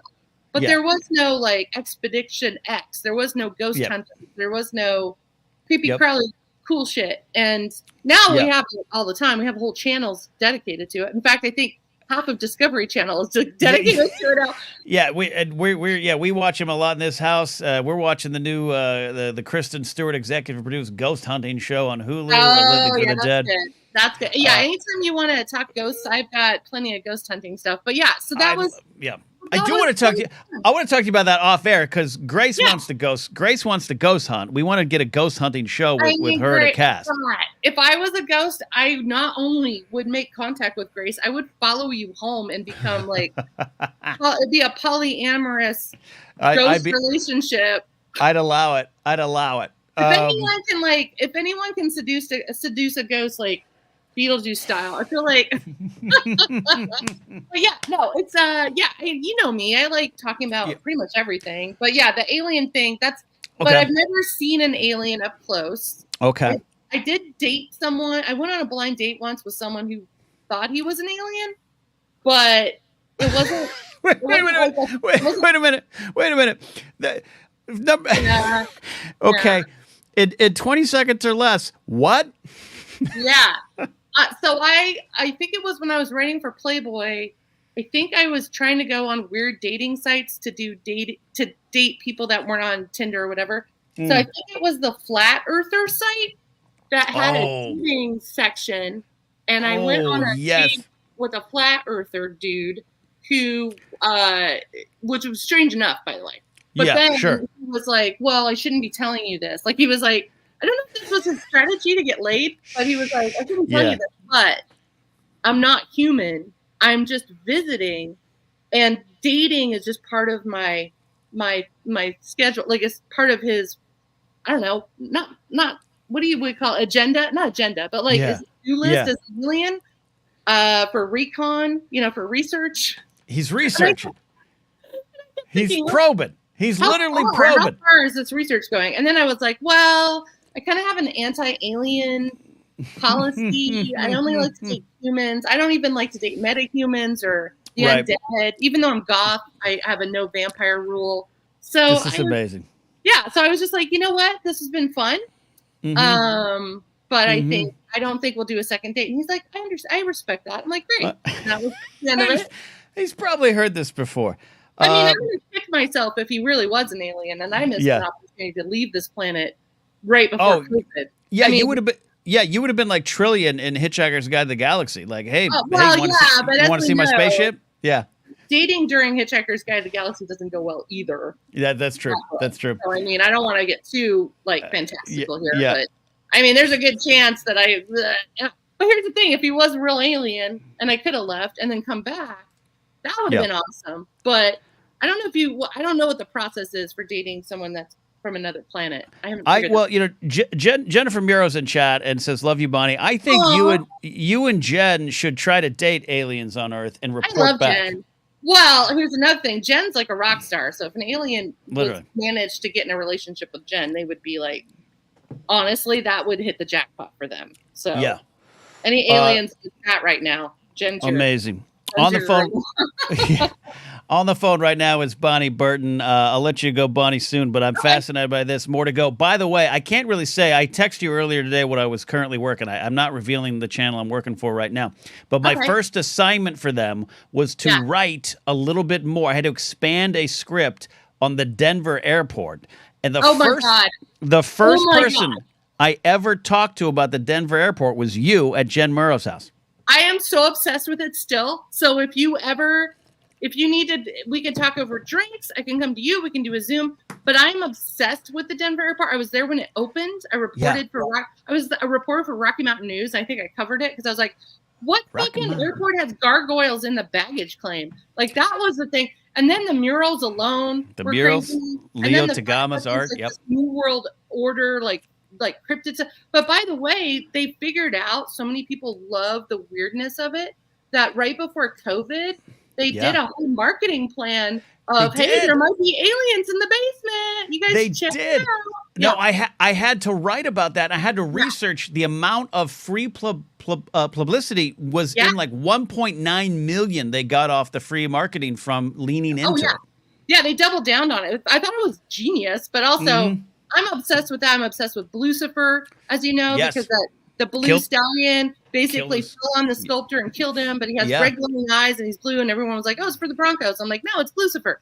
And every year people are trying to get rid of him, and every year I'm like, don't you dare. He's so great. He's such a great spooky thing. Also, that airport's just so crazy. So yeah, if you're ever at the Denver International Airport, hang out. If you're there during layover, check out the murals. They're fantastically weird. Yeah. There's lots of things. But yeah, if you ever want to talk about that, I'm more than welcome to come to you with drinks and info. I love this. You've won my heart over already. Bonnie, thank you so much for calling into the show. We'll get you back on. Everyone, follow Bonnie Burton. Get her books. Crafting with Feminism is one of her great books out there. And go to her website, grrl.com/ufo.html, and read that interview. Yeah, that's the article. But you can also, I'll post it on my socials. But on social media, I'm Bonnie GRRL. So just Bonnie Girl, you can find me on all socials. And I talk to Ken on Twitter all the time. I think are we the last weirdos standing on Twitter? But they're texting and threads. But I'm not leaving a place where I have over 64,000 followers. I'm staying put, and I'm gonna keep it weird. So I have one. Okay, I have one final. I'm pulling what a young Bonnie Burton would do to a Project Blue Booker. I have one final question for you. Okay, let's hear it. Did George Lucas at any point mention a belief in aliens? I know he believes in bacteria that lives out in the galaxy. Did he have any alien thoughts? So here's some fun insider knowledge. And I don't know if I don't think it's common knowledge. It's one of those things where I'm like, should I save it for the memoirs? Should I not? Because it was one of those meetings that you get invited to and you're like, did this actually happen? Was it a fever dream? And what happened was that, George and Steven Spielberg are very close and, they work on movies. Shock. Right. And here, I'm going to put the URL, the UFO article in the chat. Yeah. I can't. I'm not allowed to post URLs. Do you have a blocked porn URL? I don't know. I'll figure that. Yeah, I don't want spamming from Jen. Jen Miro always posts her recipes, and Mark Ellis, who gave me a super chat, always posts his links in here. Oh my God, that's so funny. I'll fix that. Anyways, we'll tweet up. I just put my socials thing in there. Okay, so I was asked to be in a meeting. And I thought, oh my God, I didn't know Spielberg was going to be there. And every time I got asked to be in a meeting where I knew George was going to be there, it was usually something to do with youth marketing, or had to do something with fan outreach, because I did all the socials before. I started the influencer and celebrity outreach before that was a thing. But also I was pretty in tight with the fans. And fans that weren't the usual fans, gay fans, female fans, trans fans, people of color, all that. So I was like, oh, well, maybe Spielberg wants my opinion. By the way, whenever I think, oh, maybe this famous person wants my opinion, that is not true. Not true. Okay, fair enough. I don't know why I was brought into this meeting, and it was not a big level meeting, but also it was a weird thing where I guess Spielberg wanted to make a Facebook, but for UFO abductees, to have a safe space to chat and talk, and I don't know. This is before. You have to remember, this is 2004. Yeah, well, I mean, that's the thing with Close Encounters. He had what's his name, Hynek on as Alan Hynek as J. Alan Hynek was a consultant. Yeah. And then related to the Denver airport, there is it's incorrect, but there is those coordinates from Close Encounters. A lot of people report that it takes you to where the future site of the Denver airport is. It's not true. It's actually closer to Fort Collins. Yeah. But it's really close. So it's weird. Close. Close Encounters is attached to the Denver airport myth. Yeah, and I love all Close Encounters conspiracy theories are some of my favorites. And if you have time, go down to Reddit and check it out, because there's plenty. But I will say that, and this is a story I haven't told before. Yeah. So I don't know how much trouble I'm going to get in. But, okay, yeah, I don't want to get you in trouble. No one's going to care. But anyway, it was a thing that he wanted to do where it was he wanted kind of to build a social media close. I guess it would be akin to more like Discord, right? So it would be more or Mastodon, where you have to have invite only, and it's more closed and more moderated. It's not like a free for all, because if you had it now, imagine the trolls, imagine the right? So it would probably have to be a closed message board situation. And again, this is 2004, 2005. Okay. So there wasn't social media. I think MySpace was still the thing. So I just keep that in mind. But he ended up not doing it. I think I was brought in because I was the social media expert before there was and also as the community manager, in addition to being a senior editor there. So for StarWars.com and IndianaJones.com, I was in charge of all the message boards, but also the blogs and all that. So I think he just wanted someone who kind of understood social media to say yay or nay. And I was like, it's a great idea. I just don't know, if you'll have enough people that are willing to come out of that abduction closet, because there is such a thing as shaming And Sure. you know, if these people really believe they were abducted, that's a lot to admit publicly. And also, they don't want to get shamed or harassed or whatever. So I was like, it's probably not the best time to do it, and it never happened. But it was one of those moments where I'm like, oh, that's cool that Spielberg like believes, like it's not just a fiction thing for him. Like he thinks it's a real, aliens are real. That's kind of cool when you know that as a fan, that you're like, oh, he takes it seriously. And He does. Close Encounters is great. Yeah. And I will say, you know, maybe he takes it a little too seriously. We didn't need it to be at the end of Indiana Jones and Crystal Skull, but I do like this, interdimensional beings, Bonnie. They weren't aliens. They were interdimensional beings. Oh, that's right. But yeah, so that was fun. But I don't know what George believes. I've never had I've never had that conversation with him when we were in an elevator. By the way, you weren't supposed to talk to him directly. By the way, I would imagine. But I often broke that rule. Let's just say. Look, I also think it's really cool that at some point Steven Spielberg had this idea and he spoke about it to George Lucas, and George said, we need to get Bonnie in here. Let's call a meeting. Well, that's pretty cool. Yeah, and also I don't even think at that point, I don't think George knew who I was. He knew me sort of because his kids liked me. So if like Katie or something said something cool about me, I'd suddenly get invited to meetings, or if I was in a meeting, it was because someone wanted me there. It was never, I was never like on his Christmas card list or anything. But I do want to admit here that, you know, when you work at Lucasfilm for almost a decade, you have plenty of weird ass stories. And the fact that Spielberg wanted to do something like this, and I commend him for it because it would have been cool. It's just, I want it now. Well, I don't think it can be done now. Now it's too crazy. Like maybe in the era of AOL and when people were behaving better. Yeah. That is amazing. Thank you. Final thing, super chat from our buddy Ken Plume says, shout out to my super pal Bonnie, Bonnie. Yeah, and thank you guys. And if you guys don't know who I am, that's fine. I don't either most of the time. So that's Bonnie is a Hall of Fame nerd and goth. She hits it all. Thank you for calling in, Bonnie. We'll do it again. And you and I we will meet up. We'll get tacos and drinks and we'll talk. Yeah, let me know. And I just, give my best to Grace, and let's hang out soon. Thank you, Bonnie. All right, Bonnie Burton there taking us out tonight. Web 1.0 says 8984M, different times indeed. What a fun show tonight. Thank you all for hanging out. I do want to highlight a super chat. He probably left like he leaves parties without telling people. Mark Ellis with a super chat says, this should help you cover my meals in Boston. Your loyal fans have any good food recs? Anyone who says clam chowder is blocked. Good day, sir. We'll end the show with this. Mark Ellis and I will be in Boston. We will be in Boston next week. 2 shows, like I said earlier in the show. April 3rd at Laugh Boston with Justine Marino. I'll be hosting that show. Mark and Justine on the bill. Justine headlining. And then April 6th at the Rockwell. Mark headlines. I'll be featuring there. Going to be a lot of fun. But we got a lot of time. In Boston. Where are we going to go? Cheers Bar is on my list. I've only had Dunkin' Donuts in Washington, D.C. I do not like clam chowder. I grew up in Pismo Beach, California, which has world-famous clam chowder. There is a Splash Cafe in Pismo Beach, which is well-known. I don't like it. So what else am I going to eat in Boston other than pub food? I'm fine with that. Curly fries and a hot dog. I'm going to be good. Boston baked beans. Never been a fan of Boston baked beans.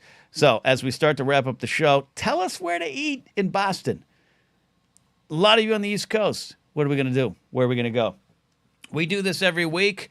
Eddie Haskell says, go to a game at Fenway. If they're home, hate the team, but Fenway is amazing. They are not home. They are on the road. We've already looked that up. We're going to try to get over to Fenway, maybe peek through a fence or something, because I would love to see it. And it's right there in the city center, right? So we'll be there. But yeah, no, if the Red Sox were playing, I absolutely would go to a game because it's a stadium I haven't been to, obviously, and I'd like to talk to him. Alan Smith says, Boston Market. We can go to Boston Market, get some mac and cheese, maybe some turkey and gravy. We can do that. I've had that in my hometown, but, I'll try it out. Is there like the original Boston Market? Is there like the Boston Market that like Ben Franklin went to, that John Adams went to when he like swung up through town? From what is he, Newton, whatever, John Adamsville. Did he swing up there? I'd love to know. Thank you all for watching. Thank you all for hanging. Shout out to Michelle Boyd, who rated the channel earlier tonight on Twitch. I know people swung on through, but if I appreciate you watching. If you're watching on Twitch, thank you very much. And I appreciate Michelle Boyd doing that. Subscribe to Michelle Boyd on Twitch. She has game streams almost daily, and she's wonderful with those. Jared says, Mike Pastries in the North End. I don't know where we're staying. Here's an insight into how traveling with Mark Ellis goes. I don't even know when our flight takes off. I know the airport that we're at. I don't know where we're staying. I know where the clubs are. I find that out when we get in the cab. That's what I find out when we get in the cab. Jared has also given a super chat, funds for DS9. This is the ongoing quest to get me to watch DS9, Deep Space Nine. And I feel bad, Jared, because you're being very generous with your super chats. And I just don't know if it's going to happen. I just don't know if it's going to happen. Checking my fantasy baseball team before we get on out of here. Bellinger's on deck. That's going to be a big at-bat for me. Might figure out the rest of the night. Jared will never give up. Thank you all for the recommendations on Boston food. You can put them on later. If you're watching the show later, or, Troy's got some answers here. Mike's is the tourist trap. All right, so you don't want me to go to Jared suggests Mike's Pastry, and you're saying, no. Mike's is the tourist trap. Go to Bova's. The hell is Bova's? All right. I'll take your advice. Mark and I are going to figure it out. Boston's going to be fun. I think I might try. Are you guys game? Do you want to try to do a show next Tuesday night before I get on out to Boston? I have a pre-dawn flight. I'll be up and wired. Let's do it. All right. Thank you all for listening to and watching and hanging out with me here on the Blathering Live. We have a lot of fun and more on the way. Thanks for your calls. More alien talk, more Bigfoot talk, more hot dog talk. It's all here. Thanks, friends. Bye.